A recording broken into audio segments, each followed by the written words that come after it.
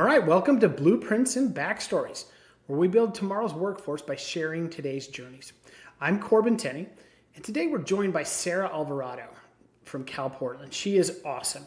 She's a leader at the intersection, if you would, of mining, community impact, and real career pathways for students. In this podcast, we're going to talk about her journey into the industry, how CalPortland shows up in our schools, in our neighborhoods, in our communities, and practical ways that young people could step into high-wage trades. Sara, thanks for being here. Let's jump in.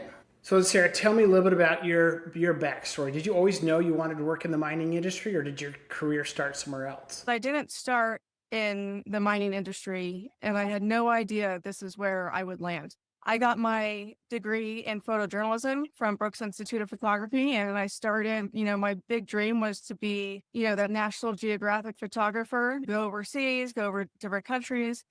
And, even though I was in the industry for about 20 years with local newspapers here in Southern California, and it's something that I really loved, it just wasn't really sustainable for me. It wasn't stable either. So if you could think of how the media is right now. And so I'm also very into mountain biking, and this will come together in a minute. So we had a local event that was a fundraiser for a different mining company in Southern California, and it benefited fifth graders to go to science camp. And so when that event director wanted to retire from doing that, she knew how into mountain biking I was. And she kind of brought me on to the team, the volunteer team, and then she wanted to hand it off to me, which she did eventually. And that's kind of how I got into this whole industry, is through mountain biking and fundraising. Yeah, isn't it interesting how we grow up with an idea of what we want to do based on what we love back then, and how life can actually change that path? In my case, I always loved sports. Sports was my life, but I found that I kind of liked putting on the equipment more than I actually did the game, getting out on the field. My goal was to own a sporting goods store when I was in high school, and I loved the idea. I would love to go to these sporting goods stores and just dream of having my own. Well, I did that. I got out of high school and opened my own sporting goods store, and I quickly learned that store management really wasn't my bag, if you could say. And I think having that experience has actually led me to where I am today. Yeah, it's really wild. And that's one of the things that young kids need to realize, is that you might think you know what you want to do right now, but those interests are going to just change over time. And then you might have other opportunities. You might not land where you think you're going to land. Okay, so our first meeting was awesome. I reached out to you, and we originally talked about CalPortland supporting one of our Marana booster clubs, right? And we had the conversation around what type of sponsorship you would want, right? Where would that go? And you brought up some really good points that I thought would be interesting to talk a little bit about, and talk a little bit about the ideas that we came up with and what your impression of what we decided that it was the right way to go.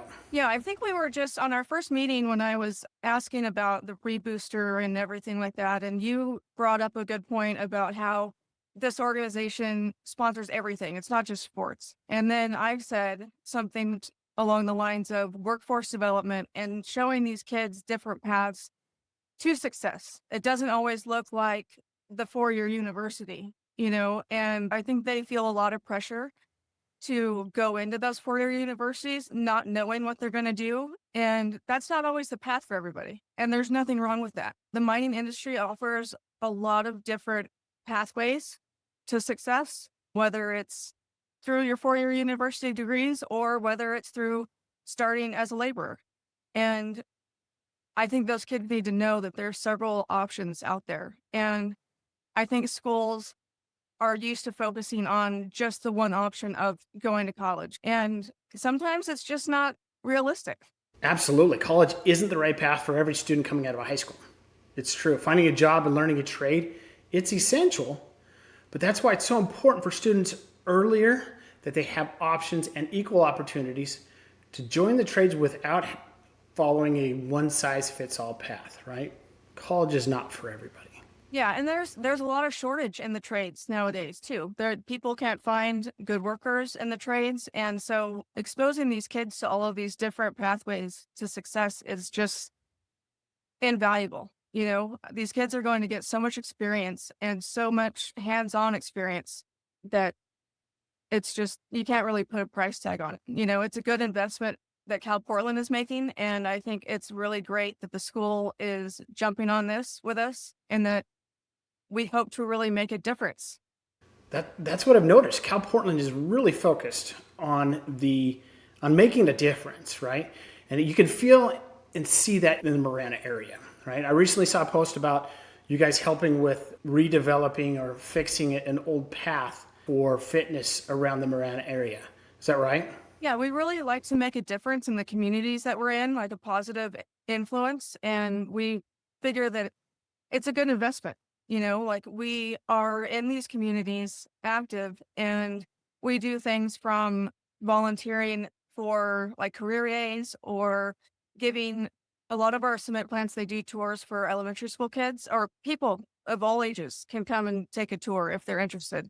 We just really believe in giving back to our communities because it's our responsibility to. Yeah.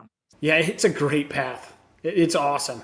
Yeah, I was there for the opening day of that. With the ribbon cutting. Yeah, so it was fun. I think we had a mixer truck there and a few other Cal Portland employees were there to represent and to speak. And that was such a cool moment because that piece connected it connected the whole loop, you know? And as a cyclist, I can understand the frustration of doing that loop and then having to either detour and, you know, having this loop there or having this piece, that missing piece there and being able to say like, "Oh yeah, we were the missing piece and we connected that whole loop" is really a proud thing.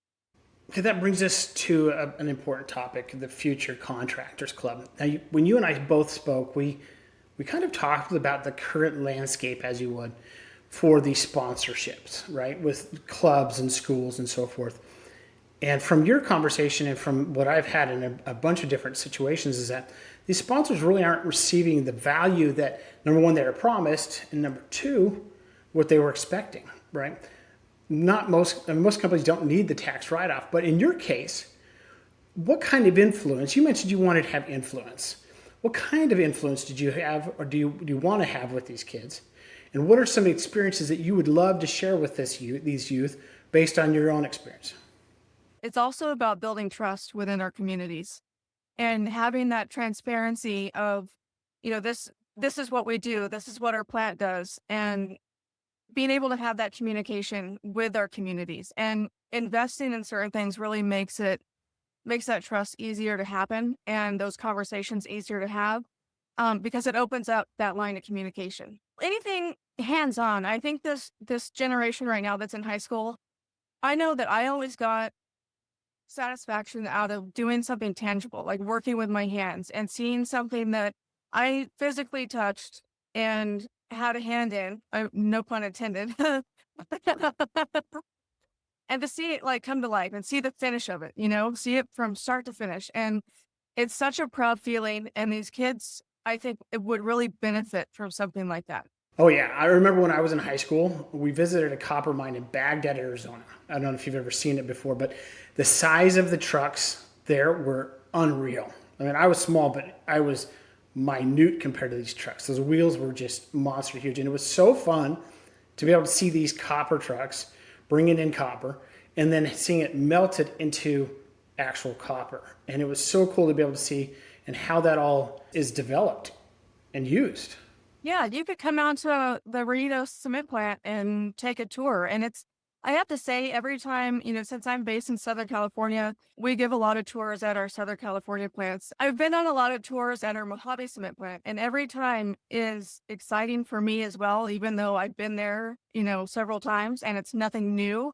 But to see the look on people's faces, to see them experience that for the first time, all the grandeur and how big everything is at a cement plant, and everything is working 24/7, 365 days a year, unless we're fixing something. Yep. And so it's just such a massive undertaking. And it takes every single one of our employees working in a safe manner to get everything done. And it's just really a sight to see. And seeing everybody's excitement when they see that for the first time is such a proud moment for me. Not only is it about just mining in general, they get to see the production of something that comes from the earth that is used in things we use every day, from the foundations of our homes to, like you said, copper, which is in a lot of electronics. And people don't always make that connection, that it has to come from somewhere. Your cell phone comes from somewhere. All of these things that make up your cell phone, if it's not grown, it's mined. I love that. I love that. If it's not grown, it's mined. Exactly. Both like